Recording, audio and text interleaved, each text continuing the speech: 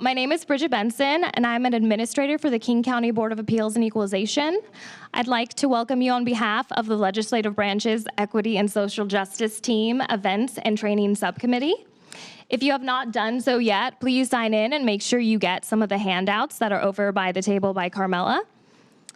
If you were able to read a few of the slides while you were taking your seats, you were able to glimpse a small fraction of racial restrictive covenants that were and still are in deeds throughout King County. I recommend going to the Seattle Civil Rights and Labor History Project's interactive map to view racial restrictive covenants in your neighborhood. The website is listed on the last page of the Racial Restrictive Covenants handout. Racial deed restrictions were one of many systematic tools used in King County and throughout the country to prevent people of color from owning property in certain neighborhoods. As you will learn in today's presentation, although it has been illegal to discriminate on the basis of race or ethnicity in the sale or rental of housing since Congress passed the Housing Rights Act in 1968, it does not mean that housing options for King County residents are not still shaped by past restrictions. Tim Thomas is an urban sociologist, demographer, and data scientist at the University of Washington, examining the intersections of neighborhood change and displacement. Please direct your attention to the multicultural guidelines on each side of the room and keep them in mind during the presentation. In order to make the most of limited time, please hold your questions until the end. Please join me in welcoming Tim Thomas.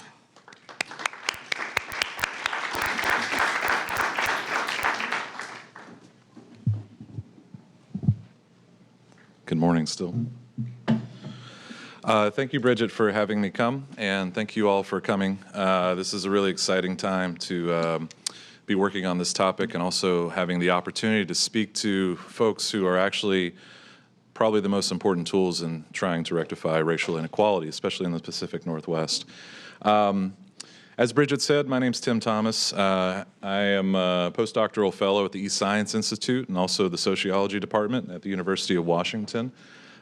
This whole slide presentation is located at my website, timothyathomas.com. You're welcome to look at that, and also you can live tweet anything you want at Tim Thomas. But I'm very excited to get this out here, and I appreciate you all coming.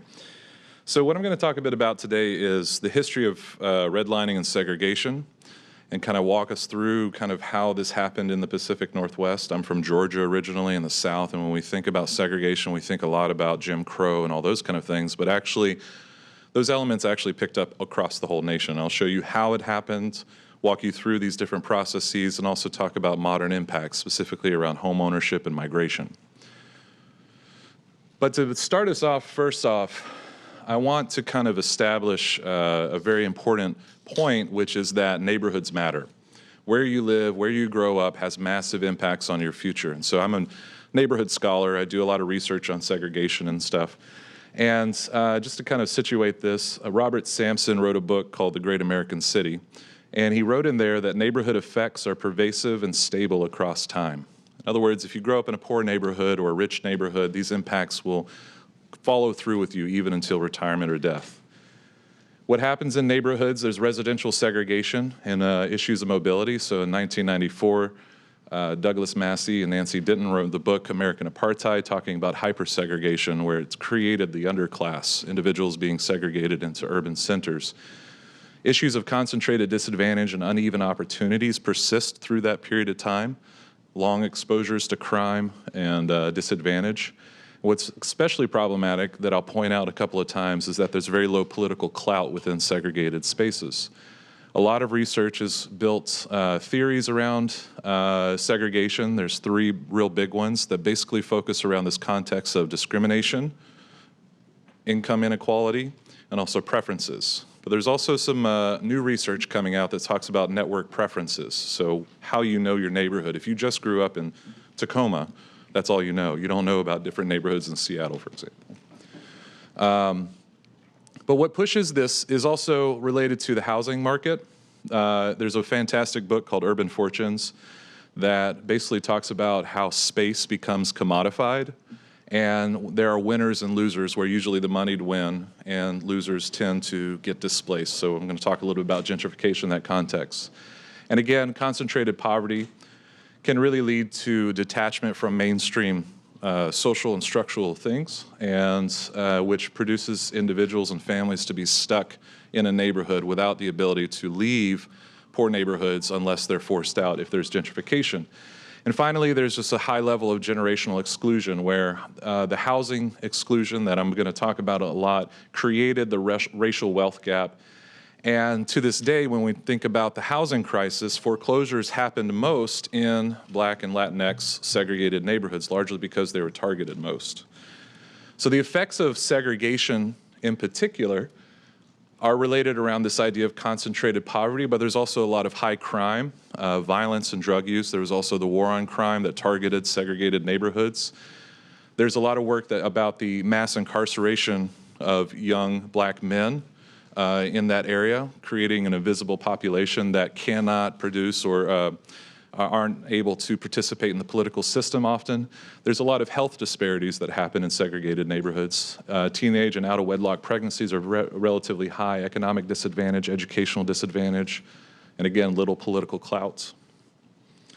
But what I want to do is kind of walk you through the history of how we got to segregation in general. And it starts off with this context written by several scholars. It starts off I'm going to talk about 4 different eras in the history. The first one is the birth of the ghetto, 1890 to 1940. Basically what happened was that Southerners, after the Civil War, there was Jim Crow that entered into the South, basically informal discrimination, informal laws, expectations, social behaviors for African Americans in the South, led to high levels of residential segregation, educational segregation, and also lynchings and abuse. There was a lot of issues that happened that forced them to consider moving to better opportunity neighborhoods or better opportunity cities. So during 1910 to 1940 was what was considered the first great migration from the South to the Midwest and also parts of the West Coast, moving to better jobs, better opportunities. But then there was a second wave of migration of African Americans moving from the South to the West Coast, and that's largely where Seattle started seeing a larger population growing here. But during that time as well, 1934 was the federal FHA loan was introduced, allowing people to basically buy a home, and your monthly mortgage was going to be far less than your rent. But to ensure or guarantee whether or not the quote-unquote credit or the bank could reliably lend to you, they fenced off a lot of neighborhoods, trying to determine whether or not it was a good area, whether they would lend to these areas, but there was a lot of racialized context behind that. There's a fantastic book that I highly recommend called The Color of Law. That was written by Dr. Rothstein. And basically what he argues is that these policies early on in redlining and segregation were not de facto. In other words, they were not just a side effect. So segregation was not a side effect of these laws, but he argues that they were de jure. They were intended, they were on purpose to separate whites, African Americans, Latinx, Asian groups from themselves, which led to an interesting context. If you look at 1940 at these red line maps, see if I can find the laser pointer. This is the Rainier Valley Central District right here. These areas, I'm just going to go back real quick. What this shows is green is best. So these are some best areas considered in 1940. Blue is still desirable. Yellow is definitely declining, usually older properties. And red is hazardous. This right here is the Central District right here. And if we look at 2010, nearly 50 years later, we see that the racial composition in Seattle still holds very similar to how these red line zones were drawn even 50 years later. So there's the first evidence that there's some issues of legacy pushing forward. From 1940 to 1970, discrimination was becoming less popular politically. However, there was collective action racism, especially among different groups. We heard about Ennis Arden. So in 2006, they had a housing covenant which basically said, if you read line 14 right there real quickly, no property in said addition shall at any time be sold, conveyed, rented, or leased in whole or in part to any person or persons not of the white or Caucasian race. So basically what this said is that this denied people from being able to enter into neighborhoods, and this was actually taken off of their charter in 2006. What redlining did is that it allowed banks to say you can't put loans in these neighborhoods, and it denied things like structural institutions like grocery stores. It pushed them out of these red line neighborhoods, and then African Americans were limited to renting in these areas. Then in progressive or economically, fiscally progressing neighborhoods such as Ennis-Arden, it was impossible for you to be able to even move in there if you were a person of color, largely because of these housing covenants as well. And there are over 400 housing covenants located in King County alone, and here's just a short list of some of the neighborhoods that the Seattle Civil Rights and Labor History Project published. So as you can see here, anywhere from North King County, South King County, especially Seattle, the East Side, all these different areas have them, and there's still a lot that have them to today. What all these policies did is that during the Second Great Migration, as African Americans were moving towards the Northwest, it concentrated everyone into the Central District as we know it now in Seattle. So this is kind of the first piece of evidence that creates the context of segregation. A lot of resources were denied from those areas, and so it just led to issues of inequity in a lot of ways. There's also another example of segregation being forced by policy. In 1942, the Japanese internment occurred, which ended up in the mass relocation of Japanese Americans during the World War II period into concentration camps. This is one in Iowa. And what they did is they had to rebuild their communities, but once they came back, they weren't necessarily welcomed. And by and large, we now have created what we know as the International District in the Rainier Beach area. So this is from 1920 to 1960. When they came back after the internment camp, whites had bought up their homes, weren't allowed to move back into these spaces, and so we're kind of starting to see continuation of this de jure discrimination. From 1970 to 1990, we had this era of what we call decentralized racism. So in 1968, the Fair Housing Act, Civil Rights Act and the Fair Housing Act dismantled legal discrimination.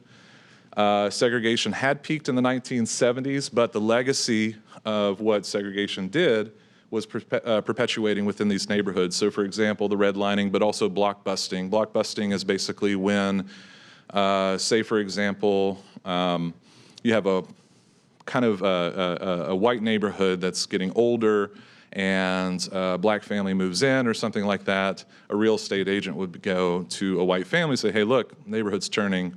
We got to, sell now for, I don't know, $50,000 at the time. They would go sell that house rapidly under market, and then all of a sudden they would go to an African-American family and say, hey, I got a great deal for $80,000, you can have this house. So blockbusting, what it did is it kind of separated a lot of individuals, forced a lot of white flight out of certain neighborhoods, and trying to take advantage, such as the subprime lending crisis did. It took a lot of advantage of disenfranchised folks that were trying to build a better life and move out of poverty in certain spaces. What this lack of access to homeownership created a very persistent gap between Latinx and black homeownership versus whites. So this shows the proportion of whites that own homes. It's roughly around 70%. This is across the United States. African American and Latinx folks are riding around 42 to 46% in 2016. If we look closely at King County's homeownership gap, we see a much dire situation. We see that in 1970, whites, about 64% of whites owned a home. 56% of Asian households owned homes, but Latinx and African Americans had about 50 to 48. That number dropped.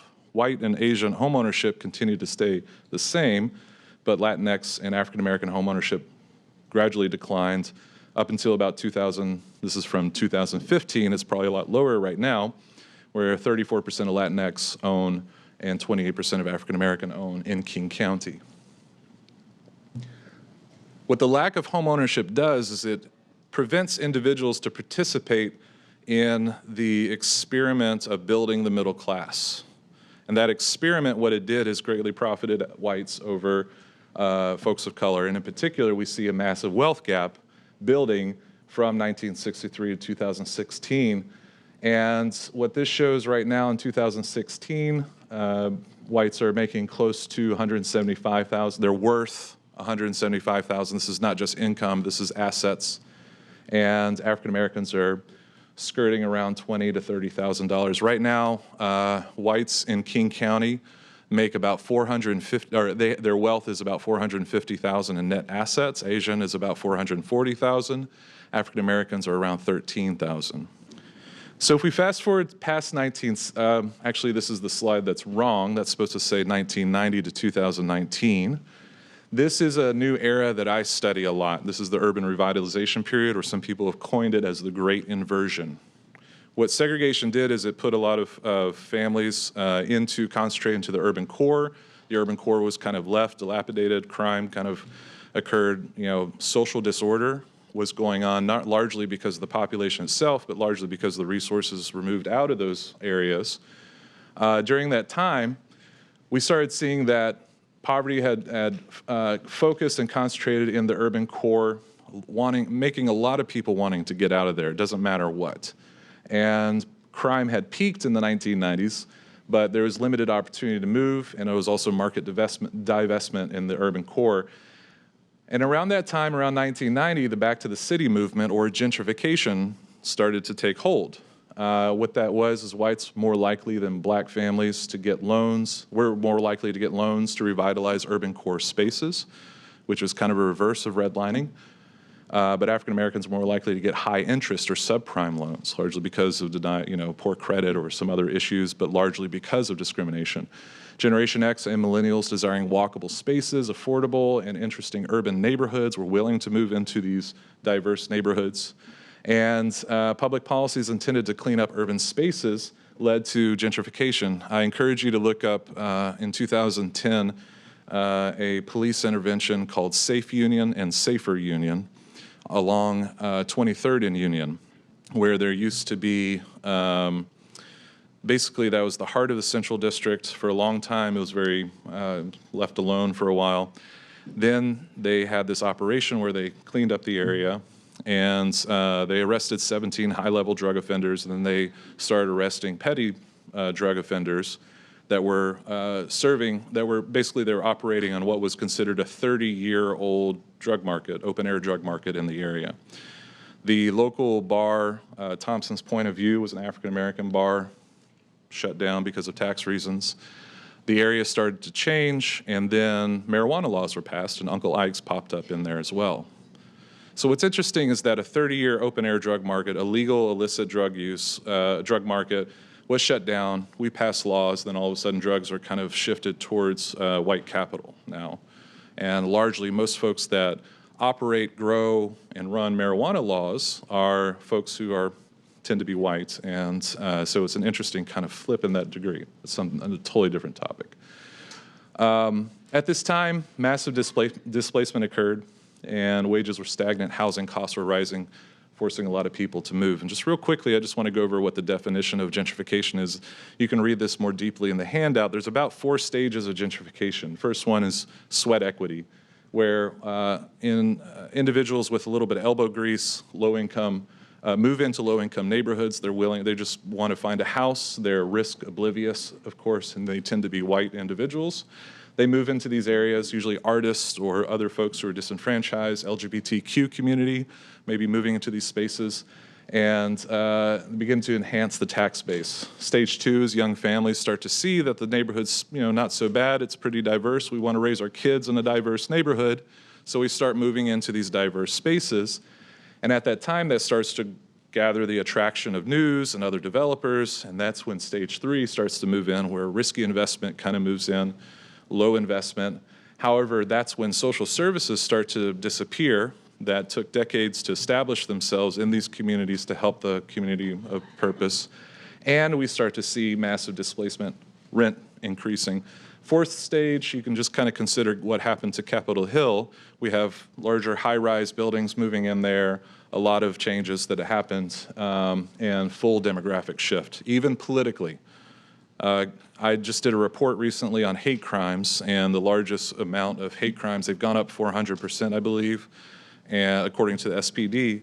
And the largest number of LGBTQ hate crimes are happening in Capitol Hill, which used to be a haven, a safe space for that area. So what this gentrification did led to, and also the changes in policies and the allowance of individuals to move to the suburbs kind of started spiking this massive inversion. This is the great inversion that I was talking about. So 1980, right here, we see kind of the last period of highly segregated neighborhoods. And as views and policies started to loosen, we start to see people moving to other parts of South Seattle. Finally, we start seeing non-white populations able to move across what used to be 100% white areas, farmland, different suburbs, allowing people to chase cheaper housing. And then finally in 2010, we start seeing a full-blown dispersion of individuals.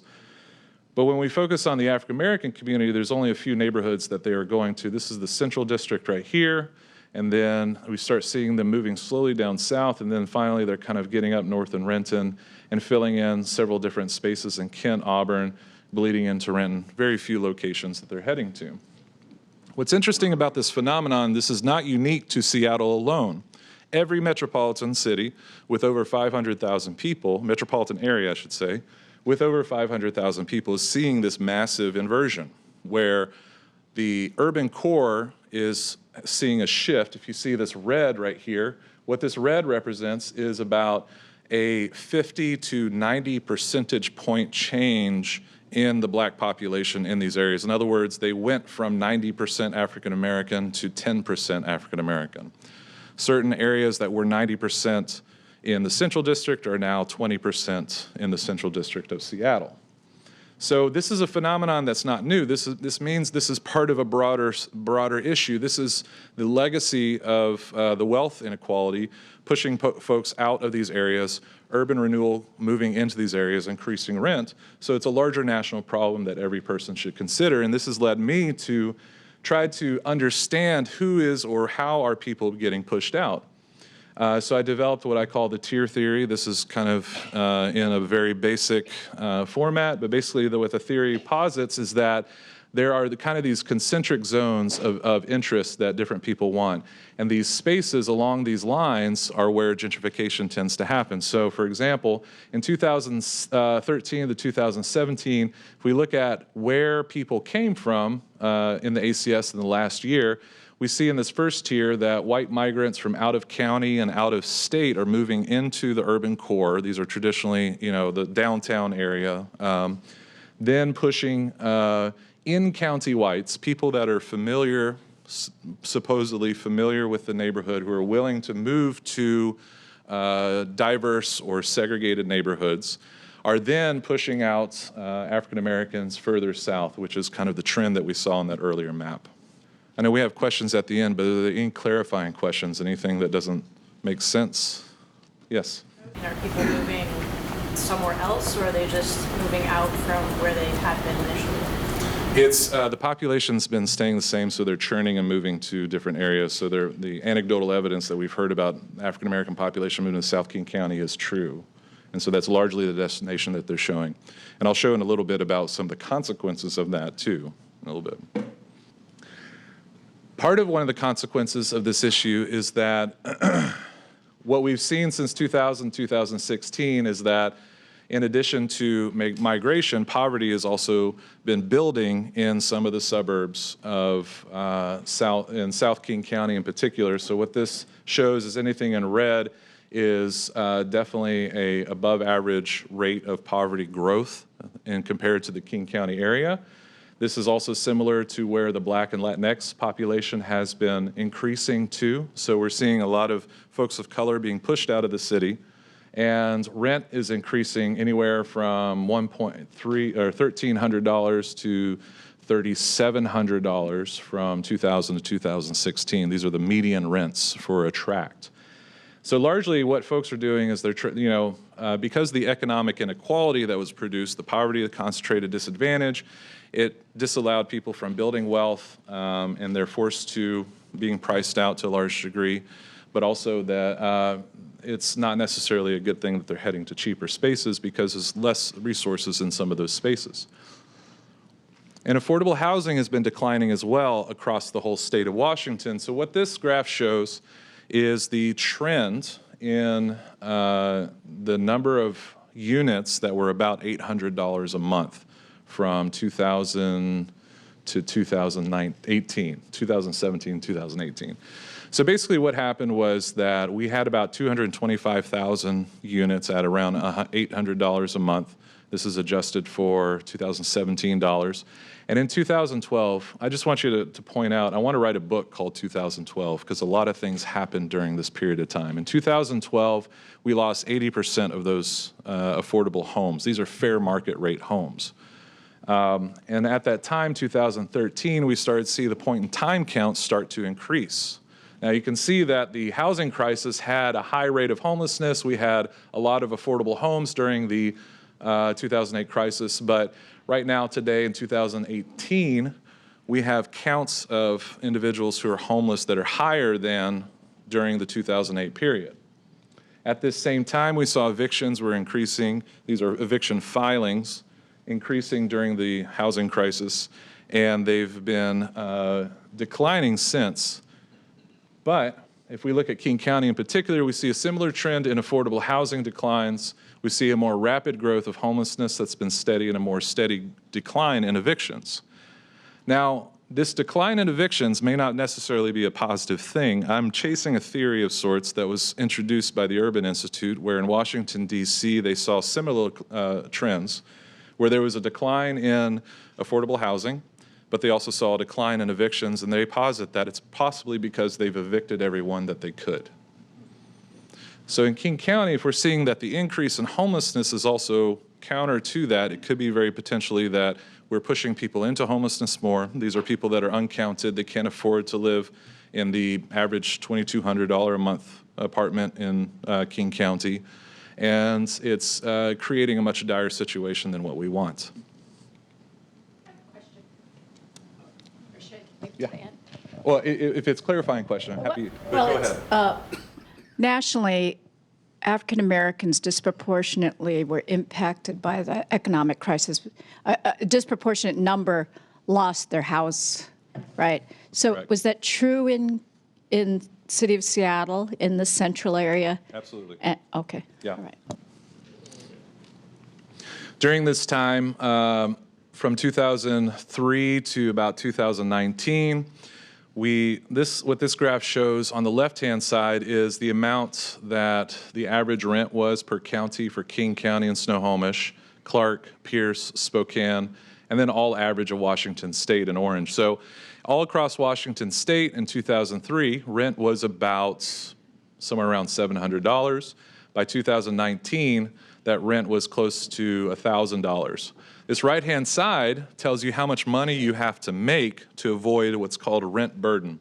Rent burden means that you're paying more than 30% of your income before taxes to rent. So to afford or avoid rent burden for Washington State, you had to make about $40,000. Now this blue line right here is King County and Snohomish County. In 2013, remember my book that I got the rights to that, by the way. We start to see a massive change of what's going on in this area, where rent was close to $1,400 in 2013, and it skyrocketed to $22,000, meaning you have to make about $90,000 to avoid rent burden. Now, rent burden is one of the leading causes of eviction, and one of the leading causes of homelessness is people losing their homes. Pretty simple, right? If we could somehow figure out ways to keep people housed, I'll talk about this more later, we might be able to actually address a lot of the homelessness issues. When we start breaking up who's making what in King County and in Washington by race, we start to see a very, very, very huge gap. The green line right here is the overall median household income in King County, which is around $90,000 right now. I want you to pay attention. When you aggregate data, which populations does it seem like you're talking about most? Because whites and Asian households are making close to around $95,000 to $100,000. However, Latinx in the blue are making under 80% AMI. This means they're below the poverty line at somewhere around 60,000, and then African Americans are skirting at 50% AMI, which is considered very poor according to HUD, at around $45,000. So when you talk about overall medians, you're talking mostly about dominant populations. And that right here in this case is white Asian households that are facing that. 30% is really the correlate, or if it gets higher before you're at greater risk, or? Yeah, the question is rent burden still a good measure? Is 30% still kind of a good cutoff for that? I also look at 50% AMI. That tends to be where a lot of populations are going at, but I think 30% is still pretty robust in terms of that.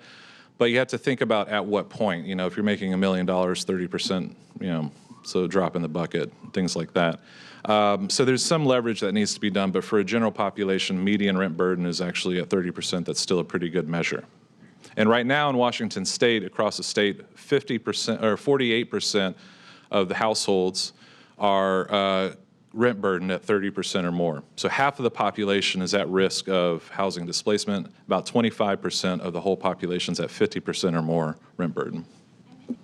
Hey, I'm interested in the Black population and the difference between the Washington median and the King County median. The King County median is substantially below the Washington median. So how many folks, African American individuals, live outside of King County? And because there must be quite a few, and I'm guessing that's Pierce County and other places, and those incomes are significantly higher than we're seeing in King County. So do you see what I'm asking? Have you looked at that at all with any depth? Just curious. I haven't looked at it too closely, but it's something I've definitely noticed, and it's a really good observation. The fact that King County has a much more disadvantaged population of color than other areas suggests that the issues around this, the economic structure and the legacy of segregation, it could be that during the 1970s through the 1990s, the Black middle class started to move out of the urban core because they had opportunities to do that. So one of the destinations that they could have acquired was Pierce County or Snohomish. And there's definitely a strong African-American population, in particular in Pierce County, but there's also a relatively strong Latinx population in central Washington and other areas around there, but the African-American population mostly is centered around the Puget Sound area, so one of those areas has been receiving that. Now, median household income doesn't mean there's more people necessarily, it just means that of the people there are, this is the average. But I'm glad you pointed that out. That's a really important observation. In terms of the disaggregated data around Asian populations, have you looked at breaking down the sort of home ownership according to sort of country of origin, and I would imagine the darkness of their skin? Mm-hmm. Yeah, I have not done that. However, there are some scholars that are trying to push that. A lot of the work I've been doing, the reason why this is very basic right now, and you're asking really great questions, is because we don't know even this. We're not even pushing these, the base, like what do we know? Where are we at? But you're exactly right. There's huge disparities within the Asian population, and it's difficult to disaggregate those depending on how the census collects that information. And the census is unfortunately becoming, it's going through some changes which might make that more difficult. But there's immigrant status, there's first generation status that also plays in it. But in general, there's this concept of intersectionality that's important. Your home origin, the skin tone, as you mentioned. There's been a lot of interesting studies like rent audits. They would send couples that had same attributes, but one would be white or lighter skinned, one would be darker skinned, mixed couples, all that kind of stuff. And they would find that folks that were African American or darker skinned were either denied even being viewed, showing the apartment, or when they were offered it, like the African-American auditor would be offered $1,400 a month, whereas the white one was, $1,000 or $1,200. So there's a lot of disparity in that regard too. I imagine sort of white-skinned immigrants from European countries, do they initially come in at a disadvantage and then that sort of quickly goes away, or do they ever experience any kind of result of being an immigrant? There's definitely impacts of first-generation immigration, depending on where you're coming from. If you're coming from a wealthy Middle Eastern country, for example, versus Croatia, or a refugee status, like, you're Syrian, or there's a lot of differences on how that plays out, and it would play out as you would suspect, depending on like where they're coming from, what their circumstances. A lot of foreign investment has occurred in the central Seattle and King County area. That's kind of driven up a lot of the costs. But there's also a very strong, for example, Somali and Ethiopian community in a lot of the neighborhoods, especially in Seattle, or areas that have built that and have actually introduced a lot of thriving culture, which has been fantastic in my eyes. It's that sense of community that helps people fill in the gaps that wealth and income cannot. So if you dismantle the community, what happens is that you start to see next generation suffering. So if you're dispersing a population thinly across an area like King County, those persons that are dispersed are going to have a harder time than those that are actually clustered. While segregation has negative effects, there's evidence that to clarify, there was a paper a really great paper on low birth weight for African American populations. They found that in black segregated neighborhoods that were isolated by themselves, low birth weight was really bad. It was happening a lot. However, if that black segregated neighborhood was located in a very large segregated region, say, think Detroit or Chicago, where there's larger areas, like more neighborhoods surrounding that area, that ameliorated or lessened the effect of low birth weight. And what that means is that basically there are there's a higher number of people of your kind that are interested in trying to push for progressive legislation. You have more people that could potentially run for office and represent your community a lot better. There's there's more churches that are thriving there, or more community centers. So having that network and those resources really help kind of ameliorate those issues that are happening across segregated spaces. So to talk about the legacy and the consequences of segregation, most of my research has been around evictions. So Matthew Desmond wrote a book called Evicted back in 2012, really highlighting the fact that housing insecurity is a huge issue, and evictions kind of leads to this issue of distinct forced migration. So there's migration by choice, whether your rent goes up or you want to, or there's forced migration. So what this is right here is what we call the migration curve. And on the bottom line, just think about, this is like economic status, how much money you make. This is making little income, this is making really high income. And this y-axis right here is showing the level of residential mobility, your potential mobility. So the theory basically is positing that if you have high income, you basically can move anywhere you want with very few restrictions. And this is what's called an unforced mobile position. If you're making middle income, you have a lot more restrictions. Maybe you're limited in where you can have a job, or if you have a home, if you're lucky, there's less mobility amongst this population. However, when you are lower income, you risk much more forced mobility. So we know a lot about the 2/3 on the right, but we know very little about the third on the left. And so this is what the research that I'm trying to do to help fill in some of the gaps of Matt Desmond's work, and also what's going on in the Pacific Northwest. So Matt basically pointed out that there's 3 structural components to evictions in particular. So this is just one of, I could talk about crime, I could talk about health and a lot of things, but this is just mostly about the concept of migration since we're on this topic. And Matthew Desmond points out that evictions basically happen at this intersection of increasing rents, compounded by housing burden, so that 30% or 50% rent burden, and inadequate welfare. So what that looks like is, for example, these lines are the increasing amounts of a one-bedroom or a two-bedroom apartment in Milwaukee in the site area where he was looking. And this shows the amount of W-2 welfare hasn't changed that much per month, and the minimum wage had not changed until 2004 at that point.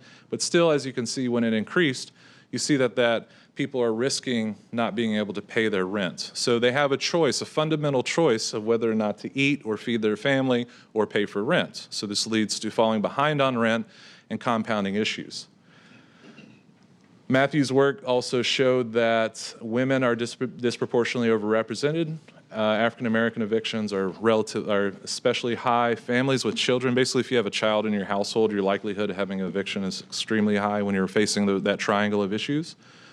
And evictions were happening mostly in poor and minority neighborhoods. Latinx folks were getting evicted, especially if their landlord was white. Rent burden for folks that are facing eviction was around 80 to 90% of their incomes. In other words, they're paying that much. And outcomes lead to worse health, layoffs, moving to environmentally hazardous neighborhoods, involuntary displacement, homelessness, and exposure to crime than what you were before. And even if you have a record of an eviction, this limits your options and your opportunities in itself. So evictions in itself is compounding in a lot of ways and reproducing a lot of poverty. So what I'm doing in the work of my team at the University of Washington, we have what's called the Evictions Study. You can see our website at evictions.study to see some of our work in Washington. And what we're looking at is the overall broader macroeconomic drivers of eviction. So we look at market economics, residential segregation, and neighborhood change, how that impacts with household issues. So this is kind of a distribution map of some work we did on just the year 2013 in King County. This map has dual purpose. It shows, first of all, it shows where evictions are happening. So South King County has 57% of all eviction filings in 2013. In Seattle, only 27%. East, this area right here, Bellevue and all those areas, is about 15.2%. And this other area covers the island and further Cascade region of King County. The interesting thing about the 27% in Seattle is Seattle has roughly about 30 or 40% of King County's whole population. However, because they have fewer evictions, could potentially be because of some laws that are in place here, more progressive laws, such as just cause and other tenant protections. Just cause simply is you have to have a reason to evict someone. They're falling behind on rent or not. A lot of landlords don't want to push for just cause or providing a reason. And what that does is it creates a speed bump, preventing people from facing eviction. And keeping people housed would definitely help improve the issues of homelessness too. This map also shows where a lot of the segregated or mostly diverse populations are located. So blue is all white populations, green as we move on down to folks of color. We see that most of South Seattle has some of the most diverse areas, and kind of the orange areas are kind of pushing down here, down south, and this was evident with that map that showed the slow flow of folks of color moving to different spaces down in South King County.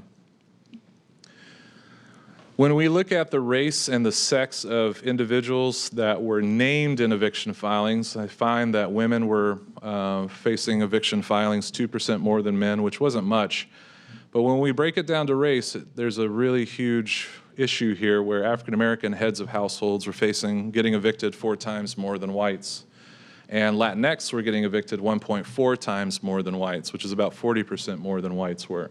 What's interesting about that is that the King County population is roughly about 67% white, something around there. African American population is around 9%. Latinx population is similar, around 9%. So it's a very small population. However, they're accounting for close to 1/3 of all evictions. So when you look at the sex and race of individuals, this one kind of blew my mind a little bit, that black women are evicted 7 times more than white women. That's a huge, huge disparity, 700% higher. So when we look at this, we can see that these, how different this is. So this is the eviction rate within the population itself. So within the black population, over 6% of the population is facing eviction. Over 4%, I'm sorry, this is for black females in the green. For black males, 4% of their population is facing eviction. The reason why the 4% may be lower could be because of issues of incarceration and policing that particularly targets young black men over the past several decades, leading to issues of them disappearing within the household structure. When I'm looking at what types of neighborhoods where evictions are happening, again, if we kind of consider this as more white this way and more diverse this way, we see that most evictions are happening in the most diverse neighborhoods, but again, we see that African-American populations are facing the greatest issue. This leads me to see that whenever there's an African-American presence in a neighborhood, the risk of evictions are higher, especially amongst their population. When we look at what type of rent where evictions are happening, they're happening most in the least or the cheapest rent areas. So this first kind of category are neighborhoods with a median rent of around $1,000 to $1,400. And we see that, again, most evictions are happening in these first 3 quadrants right here, or first 3 categories. But again, we see that the African-American population is way more higher than anywhere else. Latinx comes in second, whites come in third, and Asian comes in last. This research has been expanded onto the to the state of Washington, and this kind of shows a graph of how many evictions have been happening across the state for the counties. So the top 5 populated counties are King County, Pierce, Snohomish, Spokane, and Clark. All the other 39 counties are under about 600 evictions per year. But what we can see is that King County is starting to see a slow decline from a height of about close to 7,000, 65, I can't read that necessarily, down to 4,700 evictions in 2017, which is the end of our data set. Again, I point out the decline in evictions, but also if we recall the increase of homelessness that's happened in King County, potentially leading to this idea that folks who are low income are being forced out and basically further out of King County. We looked at 271,000 cases since 2004, which is about 17 to 22,000 cases per year in Washington. 1 in 55 Washington adults between 2000 and 2013, 2017 had an eviction filing. That's roughly about 1.8% of the Washington population. And we saw that a total of close to 400,000 adults were named since 2004 in eviction filings. So the problem with eviction filings in particular is that even though you're not physically removed, the fact that it got to a filing means that it goes on your record. So the next time you go for a rental property, even if you worked out a deal with your landlord, you were able to stay, you were able to, do whatever, the fact you had a filing impacts your opportunities to even apply for housing. When we look at the gender of individuals that were named across the state, overall, women were facing eviction filings of 6 to 10% more than men across the state, but it kind of varies by different counties. What's interesting is the green one here is Snohomish, and the orange here is King County, and anything below 1 means more men were named. Anything above 1 means that more women were named in these filings. So by and large, mostly men have been named mostly in King County, but that could be just this interesting structure. I'm not sure why that's happening. I had to look at that a little closer, but overall, there's still a high rate of eviction filings amongst women. When we look at updated results for the race distribution, I believe it's this graph right here that helped pass SB 5600 along with work from advocates and tenant rights folks and lawmakers. What this says is basically that in King County, 1 in 11 black adults faced an eviction filing between 2013 to 2017. That means about 10% of the black population had an eviction filing in those 5 years. In Pierce County, it's much worse, where 1 in 6 black adults had an eviction filing, between that period of time. So 18% of the black population was named. So this hard orange bar right here is the 18% of the population. This is the 9.6%. Snohomish County right here, this is King, this is Pierce. Snohomish County had about 6.1% of their black population facing that, facing an eviction filing. Latinx is in purple here, very low. And whites are come in third, and then Asian and green right here come at the lowest point. When we look at the neighborhood transitions, the neighborhood trends of where evictions are happening, what this map is basically showing is that the risk of evictions, or what this, well, let me back up one second. This map shows where there are risks of evictions. So are evictions happening more in this neighborhood versus the rest of the county, or less? So anything in red shows that there's a higher risk of evictions in those areas. Anything in blue means there's a lower risk as compared to the King County area. So in 2006, right here, we see that there's a lot of evictions in South King County, and South Seattle and South King County in this area. What's interesting is that when we fast forward to 2017, the risk seems to disappear a little bit, but they're starting to increase a lot more in South King area. So basically what's happening in King County is that eviction filings are moving south, along with the migration of certain populations, along with different changes in those areas as well. And in Tacoma and Everett, so the concentration of evictions in King County are happening in the suburbs, whereas in Tacoma and Everett, they're actually happening in the urban, currently segregated black neighborhoods or Latinx neighborhoods of Snohomish and Pierce County. Does this all make sense so far? What's that neighborhood in the north? See the one where there's the blip over in 2017 with the red go down, that one? That is along Elliott Bay. I want to say it's not Beacon Hill. Belltown, yeah. Belltown, South Lake Union-ish. It's where a lot of the, Belltown, basically where a lot of the homelessness services are also located too. There's a lot of affordable housing in those areas that used to be there, so. Are Tacoma and Everett in that pre-gentrification period? Stole the words out of my mouth. My theory is that yes, that Tacoma is actually in a early stage of gentrification. So what's happening is that a lot of the folks that are, my theory is this, and these are all things that we want to test, but based on all the evidence that we've seen and all the maps that we've developed, and Tacoma is the next kind of Seattle destination for individuals that love the Pacific Northwest and want to stay in the Pacific Northwest, have a tie there, just like it in general. Because Tacoma there's been a lot of negative press on Tacoma for many, many decades, but if you go down there, you start seeing homes selling for $500,000. You're seeing, segregated neighborhoods being repurposed and buying in there. A lot of single, a lot of white families are moving into those areas, and I think that's probably where a lot of the more politically progressive individuals from King County are moving to than in Tacoma. But it's unclear without actually gathering data. But these are just a lot of hypotheticals based on some of that. So I have a question about the math. So from evictions, you're looking at basically it has to be people who are renters, right?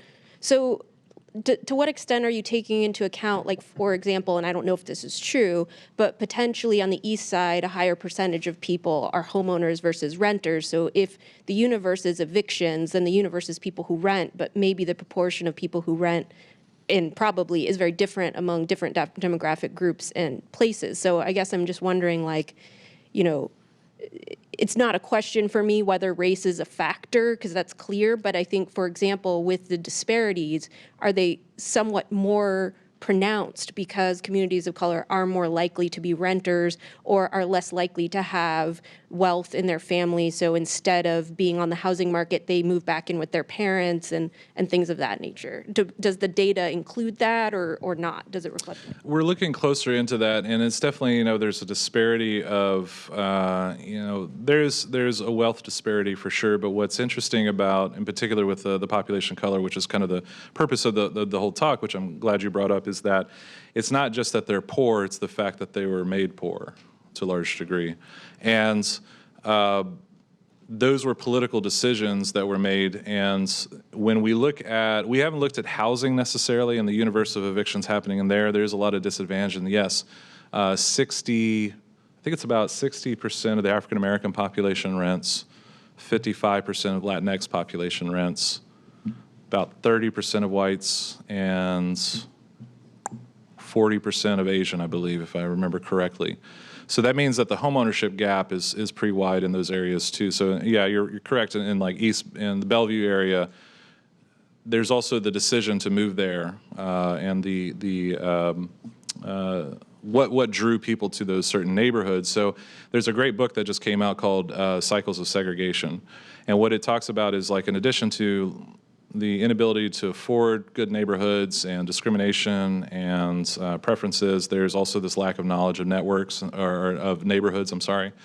And so it's potential that certain populations are moving to the east side. So there's a lot stronger Indian population over there, a lot more cultural different groups there too. So I'm not sure if that really answers your question at all, but it's kind of. Main point is just thinking about it in terms of, like, what's the comparative population, because I guess my assumption is that it's unfair to compare the evictions against the general population, because it should be the population of renters versus the general population. Oh, yeah, this is the population of renters. Okay. Yeah. Okay. Sorry. Thank you. What this research has done is helped push eviction reform at the state level. So we recently got SB 5600 passed, like I mentioned, which extends the pay or vacate period from 3 days to 14 days, and which is a huge progression in terms of helping rental tenants be able to stay housed. And this involves a very important collaboration, not only of academics, but also politicians, attorneys, advocates. And this is my team that I've been working with at the University of Washington, and they've so graciously spent a lot of time working on a lot of this stuff. And I've been asked to provide some policy recommendations as well. I just love my team a lot, so I had to give them some credit. So, but what this issue of redlining and segregation and the consequences of what that has produced, it's really about this issue of escalating economic inequality, or the wealth gap that's happened a lot. So individuals unable to purchase a home, create, stability leads to one thing. Living in a bad neighborhood, compounds that. Having an eviction on your record compounds that. All these different kind of issues lead to these issues of economic inequality. And so when asked what are policy recommendations, these are kind of a few on the left-hand side are kind of reflecting on what's happened in the past. Laws meant to reverse racial inequality lacked enforcement and economic resources. So by and large, when you look at the laws such as the civil rights legislation, or any kind of anything that's based on racial equity, there needs to be some sort of fiscal backing behind it. So any kind of anti-displacement measures that are made, anything that's focused on these issues, requires some sort of additional political clout amongst populations that are facing disadvantage. And I hope that this research shows that, it's important to disaggregate people, disaggregate these groups to see, okay, who's being impacted by a policy and who's not. All policy decisions, I suggest, should require a race and gender equity lens for that very reason. When we look at just the median household income, or the median rent, or the median anything, how does it disaggregate when you disaggregate by race, by female-headed households, by single, all these kind of things? Just take it an extra step further. We need to consider these issues, because any kind of policy might have disparate impact on different individuals. The housing recommendations for folks who are homeowners, I believe that I've talked with several folks from the Department of Real Estate and other colleagues at the University of Washington who are much smarter than me and study these issues a little bit deeper. And they've suggested things such as property tax abatement based on income as being a potential solution. Now, what I'm excited about giving this talk here is I believe that King County is the exact space, this council, all of you are the exact people we need to talk to, because these are some of the things that you can change and you can help improve at that level. For renters, renter protections are important. One of the biggest issues is helping produce low barrier assistance for vulnerable populations or vulnerable households. Limits into rental increases to whatever degree that is possible. And for evictions, providing legal aid. Across Washington state, about 8%, well, the number of attorneys that were named with the defendants in the eviction filing, so the number of legal representation was about 8%. King County is doing all right. You have this group called the Housing Justice Project, which is located here in this building, and they represent about 1,000, 1,500 people a year. But improving that representation highly increases the likelihood of a successful negotiation and exit out of a eviction filing and working out a deal. Just Cause is a very good policy also to consider that I think that the county should really consider if possible. Financial assistance for individuals that are on the brink of losing their home. So sometimes there's a Seattle Times article last year, a woman was evicted for $2. And so, you know, it can vary a lot on how much people are being evicted for. On average in Seattle, what I've heard is that the cost of eviction is about $2,000, but in South King County, it's about $3,000. That's like the end amount that the tenant is paying, largely because maybe people are waiting a couple of months before they file the eviction, or it's unclear why it costs more to get evicted in South King County versus Seattle.